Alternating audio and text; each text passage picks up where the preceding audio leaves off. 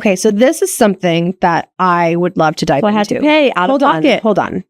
And I sent it and he said no. So having been close to Kayla and getting to see her kids, like I think like, you know, as an outsider getting to, you know, spend time with her and her kids, like I really realized, you know, the kids were having a hard time with the divorce. And I said to Kayla, because I love therapy, I've been in it consistently for years. It's just one of the best things I've ever done. So if you are somebody who is struggling, like there's no shame in the therapy game. Like it gives me the most amazing tools to like have in my pocket when something's going on in my life. And I'm like, oh, I know how to like handle For this. sure. I know how to regulate my emotions down because of tools I've learned in therapy. Yeah. So, and I think just with a crazy life change like this, like that your kids are going through, I was like, I really think, you know, therapy would be really good for them to give them a place to talk and to do all these things. Right. So Kayla goes to take the kids to therapy because, you know, they're having a hard time with, you know, everything. The divorce, dad's got a new girlfriend, what's going on? Well, she was, another thing that I wouldn't do is she was coming to the supervised visits. And mind you, that was way back when. That was last summer. Yeah. And so my kids didn't even really know what was going on. I still had family photos on my shelves because I was like, I just need to like figure out how I'm going to really explain this to kids.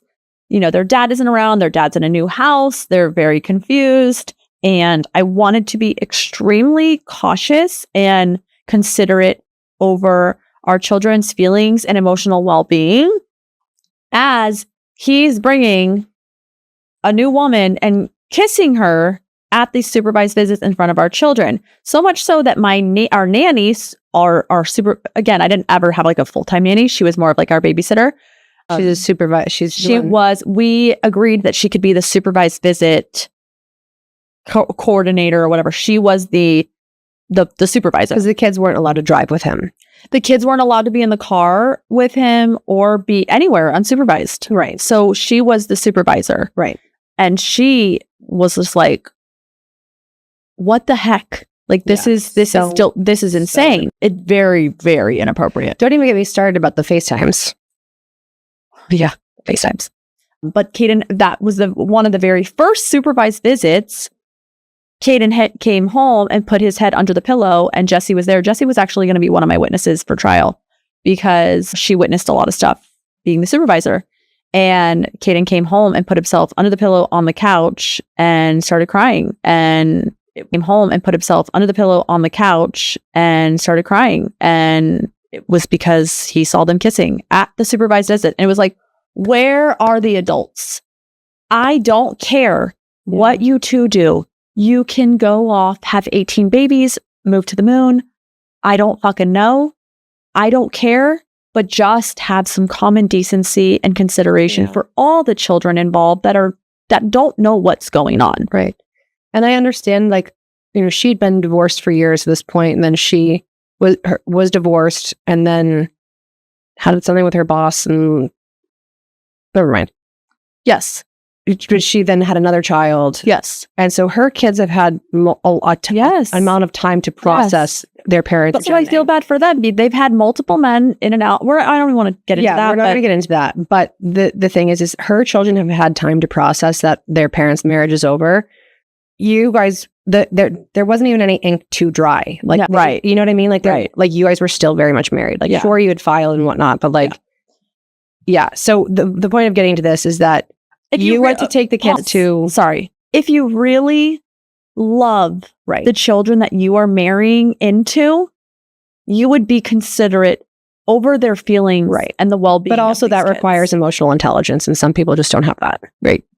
But so what it comes back to also is that you went to take the kids to therapy, and you found out I remember you were like, oh my God, I tried to take them to therapy. Ryan must not have paid the therapy in the insurance bill. Yes. We don't have insurance. And then you called. Yes. And he canceled everyone's insurance. He was the only one insured. But his own. Yes.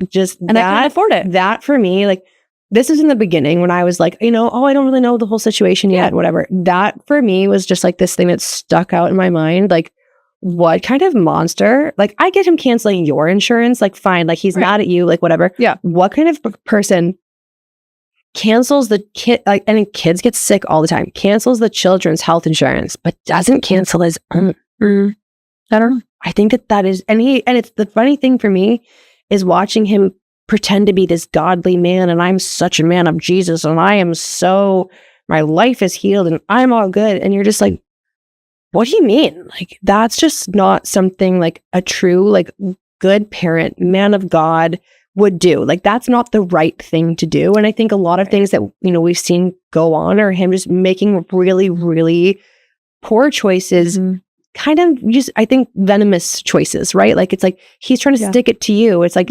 it's one thing to not pay for the tennis lesson, right? Like, there's multiple things happening along the way. Like, explain what you like. You all ask him to pitch in for the kids swimming and tennis, and I mean, it did, and it was just. I mean, the tennis lessons were. I'm trying to get the kids involved in things, get them to do things. Like, I don't like our kids just to sit there. He likes to watch movies and play video games, and I'm just not about that. Like, if I could take every TV out of my house, I would. And so I want the kids involved in these extracurricular activities, but I can't afford all these what's things going on my own. In their life. What's going on to have an outlet. Yeah, they have to have something that they can, like, see what they're passionate about and get movement in their body and whatever. It's healthy. And so I was like, hey, like, can you help me? Or he often would be like, oh, I forgot tennis again. Like, cause I'd be like, hey, the kids have tennis. Like, the guy was there waiting for them. Yeah. I'm like, hey, they missed tennis again. So not only would he not take them, but then, yes, it was $50 a week. So it was $25, 50-50. So I was like, hey, $25. God forbid he have to send me $1. It's more about the principle. And so the crazy thing is that he doesn't pay for swim. He doesn't pay, which is I had to call and get his card added on, which I realized I was still paying for it. So the irony of all of this is that he was given the opportunity as a child to develop these skills and to become one of the greatest swimmers of all time. Mm-hmm. How selfish does a motherfucker have to be?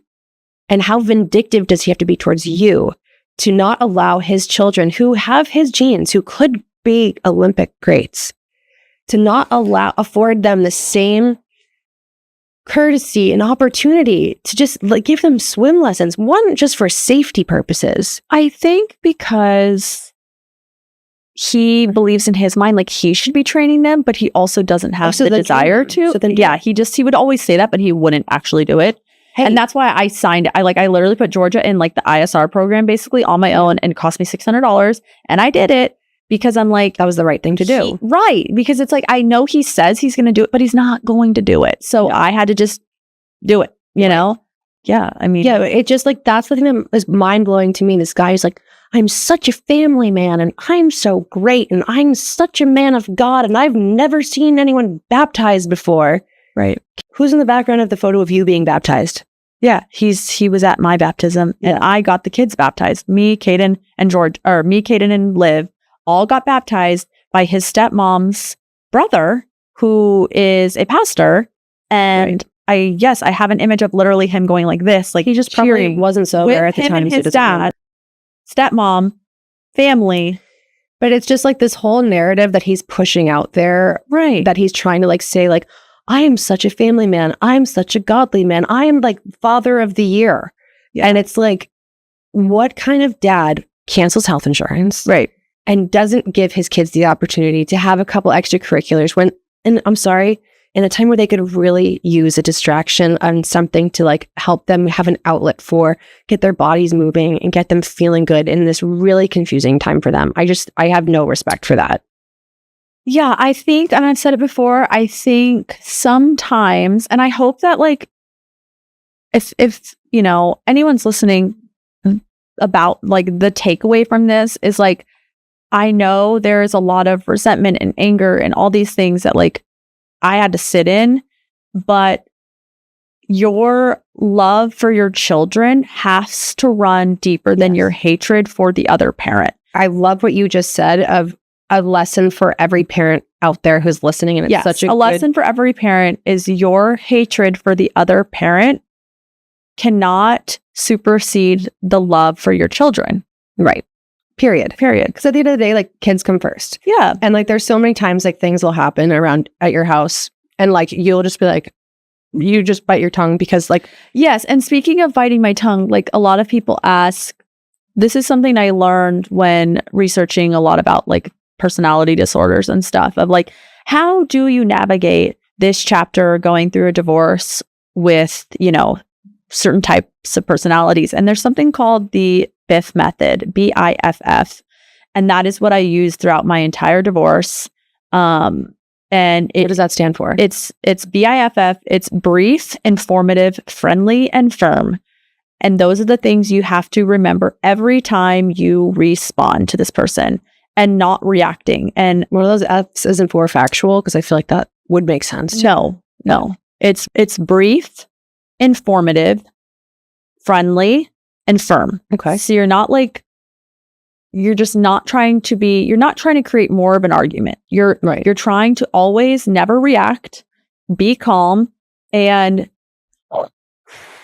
because every message was always an attack. And like, you guys, when I would see the Family Wizard app notification on my phone, I'd be like, okay, I'm going to take a few hours to look at this message because it's going to be something that I cannot react to. You know, like it's literally a mental note to myself constantly. And I literally, one of my girlfriends recommended as well, changing his contact is I literally in my phone had Ryan, stay calm. Like, stay calm, Kayla. We all need those affirmations from time to time. And I feel like it's such a good thing in a divorce to have that little affirmation to be like, remind you, stay calm, because these people are preying on your reaction. Right. They are preying on your downfall. They are preying on you to lose it. Mm-hmm. And that is going to help them. So again, for those listening, as much as you want to snap back, you know, respond, you know, retaliate,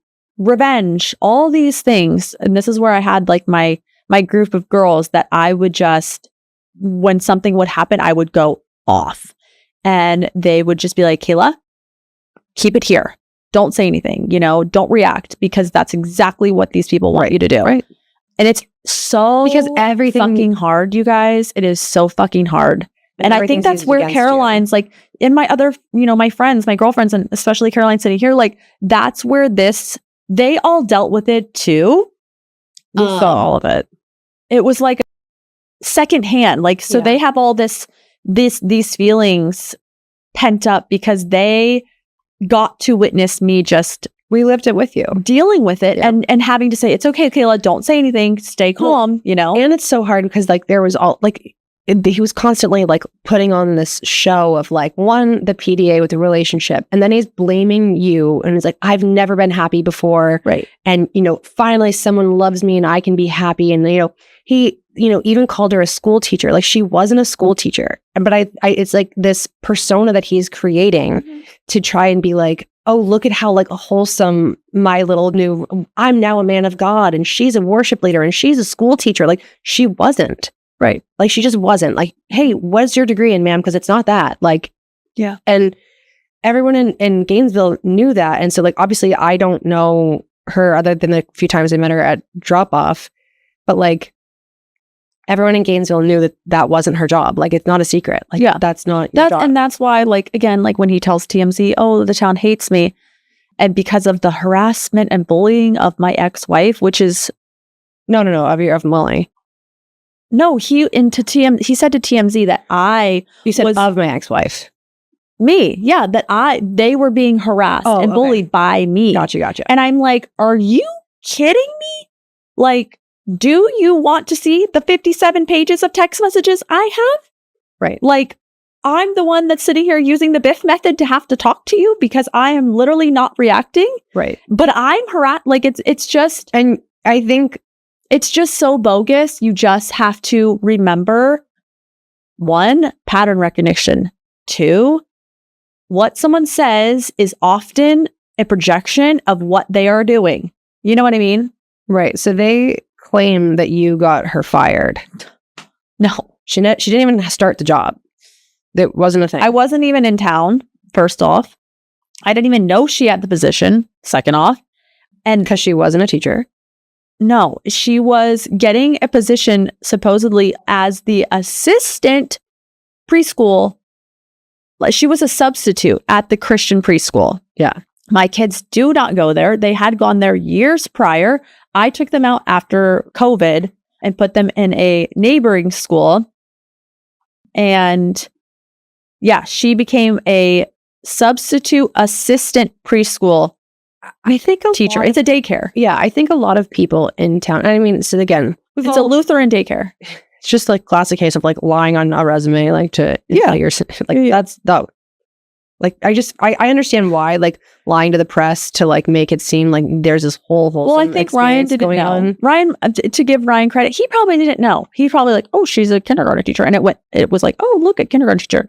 I think Ryan fabricates things. We know this. What? Yeah. Really? Yeah. I'm like, oh my god, Ryan strikes again. Yeah. I just can't. So no, I did not get her fired. I could literally sue her for defamation for that because there is tons of facts I could have, witnesses come into play with that. I had no idea she even had this position. I even have a text message that she sent to one of her best friends that got back to me because the whole town basically was on my side because they know the truth and they can't stand that they know the truth. And that's why it feels like harassment. Am I going to, she says to her, one of her ex-best friends, do you think that, me dating Ryan is going to get me fired? And so she already had an inclination because the pastor of the school supposedly found out that she was sleeping with a married man, and it's a Lutheran preschool, and supposedly multiple parents that happened to be friends of mine complained only at the fact that they never said not to let her be a teacher or a substitute or assistant preschool teacher. They said they didn't want her in their class. They just wanted their children in the other class. So that was another kind of reason as to why they let her go. Okay, let it be known. Nobody wanted to be in her class. Yes, they were like, this isn't our morals, blah, blah, blah. But again, ask those people. I think the pattern here is just watching them kind of fabricate things for it's just the like they could say whatever they want and it could be, and create their own story. So he went on Hannity recently. Did you watch that interview? No. I didn't either. I really feel like I kind of wish I had, just for the sake of it. But honestly, like I get so bothered by all of it. I had the transcript ready for trial. That's all I had. I saw enough of it to be irritated. I saw like clips of it. And, I just think that this whole like little press tour that they're going on, I think it's a bad look. The thing is, it's so funny to watch him talk about his faith and to be such a godly man when I see his real actions. Like, it's like, who are you when the camera's on? Sure. But who are you when it's behind closed doors? When, like, the way that it's called integrity. Having integrity when, the cameras are off. And also, like, that is the mother of your children. You're going to speak to her like that? And like, but that also just embodies my marriage. I was never accounted for in a way. You know what I mean? Like, I was always overlooked? What do you mean accounted for? You mean like overlooked? Okay, example. I'll go back to years and years and years ago. I had just had Liv, and mind you, God, there's just so much I could say, but Ryan never had the kids more alone for more than a few hours. If I ever left town or if he ever had to be alone for any reason, more than I'd say 12 hours, a family member came into town, usually his stepmom and or his dad or sister-in-law. He had never had the kids solely on his own ever. He just wouldn't do it. So the kids were all... that was like for him. Like that wasn't like you. Yes. Being like... If I ever had to leave, I had to have someone there because he asked you to like set it up? Was just a known thing. that he wouldn't watch them for over a certain time, or he would call his dad and be like, So that kind of makes sense for where Molly comes into the picture for like, instead of being a single dad, when you need someone to help you. Yeah. Yeah, that makes sense. And that also explains like my role in my marriage. I had a role, and that was what it was. So I do want to go explain this one situation, and maybe it will paint the picture a little bit too. So there was never a waking up with the baby in the middle of the night, because I said, you know what? You don't have to do that. You just focus on your dream and your goal, because it's bigger than my dreams, my goals. You know, I'll chase my dreams later on in life. So many women do this. So many women that are married to high professional, high achieving type of men do this, and they put their life and their stuff on the back burner, and they are okay with it. And that was me being a sacrificial wife. No, so you're a team player. Yeah. It's, like a partner. And so throughout, Caden never one time in the middle of the night got up ever. Okay. With Liv, I slept in another room for 6 or 7 months. I slept in another bedroom with her so that she would never wake him up while he was training. And Georgia, I was literally blacked out by this point. So I don't remember. From trauma. But so he goes and does an interview, and this was shortly after Liv. And mind you, Liv was my worst baby. I love my children with every fiber of my being. But Liv, me and my stepmother-in-law can attest to this. Like I hired a sleeping coach. I tried all these things. She had really bad reflux, and she didn't sleep through the night until she was 1.5 years. So I literally felt like I had psychosis at points, because I was so sleep deprived, getting ready for what was going to be the next Olympics.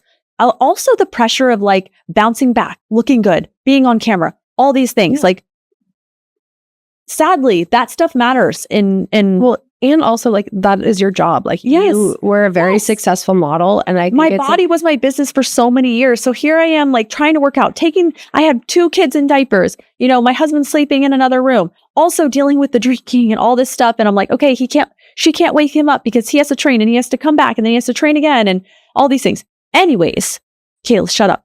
He went to go do an interview, and they said, you just had a baby. Your wife just had a baby. How is that going? Tell us how hard it is to be sleep deprived and train for the Olympics. And he went on in this interview saying, oh my gosh, I'm so exhausted, like getting up in the middle of the night. He painted this entire picture of how hard it was for him to be up in the middle of the night while training for the Olympics. Did you ever say anything to him about it? This is why I'm trying. He came home, and I said, are you kidding me? You just gave an entire interview about how hard it is, and you have never woken up with our children once. Like, God forbid he give you a little bit of credit. God forbid you say, you know what? I don't even have to do it because my wife holds it down. Right. My wife lets me sleep twice a day because I go to practice and early in the morning, I come back, she makes me lunch, she makes me breakfast, she makes me dinner, and I get to go sleep while she does it all. Yeah. You couldn't take 5 seconds to say, my wife has been given me the chance to not have to wake up at night with my baby. A little bit of credit. When she couldn't sleep through the night. Like, I was dying of sleep deprivation. And it's funny because like I hear him a lot now, like in the press, talk a lot about how. So he's doing this now. It's all to get back at me. Hold on. In the press now, he's talking a lot about how like, oh, she never like believed in me and she just put me down. It's like, okay, one, that those, I trust actions, right? Like your actions are somebody who absolutely believed in him. Right. And you believed in him. Like, and I have again an album of all the posts and things I written to him. It's not about what you post on Instagram. It's about the way you show up like in real life. I'm just saying like just multiple examples of and like notebooks I'd write. Right. But like that, like one, yes, you're showing the support on social media, but sometimes people just do the fluff on social media, but you were doing it in real life is what I'm saying. You were the one who believed in his dream. You put your dreams on the back burner. Mm-hmm. You literally like made him like when he was, you know, kind of falling off the face of the earth and like not believing in himself anymore, you fought for him to fight for his dreams. You were literally there, like being like, please live up to your potential. Like, I believe in like, you. I'll do all this. You go get to do whatever you want to do, and I'll go do all this. I'll hold it down. And so then it's crazy. You just have to show up for your business. So like all of the things that you've done for him, and this like literally breaks my heart because I see so many women do this where, because you know I love a gender role. I think it's great, but I do think that there are some things, ladies, that we can learn from these roles. That like, I'm not saying being a mom isn't the best job in the world. If that's whatever you think is the best job, do you find great? I think being a mother is being the best job. I think that's the best job anyone can have. However, we've learned. So let's compare notes, Sometimes ladies. the courts can jeopardize that. But I think the thing is like we're not being valued for that chapter of life. Totally. And the thing is like, so here he is saying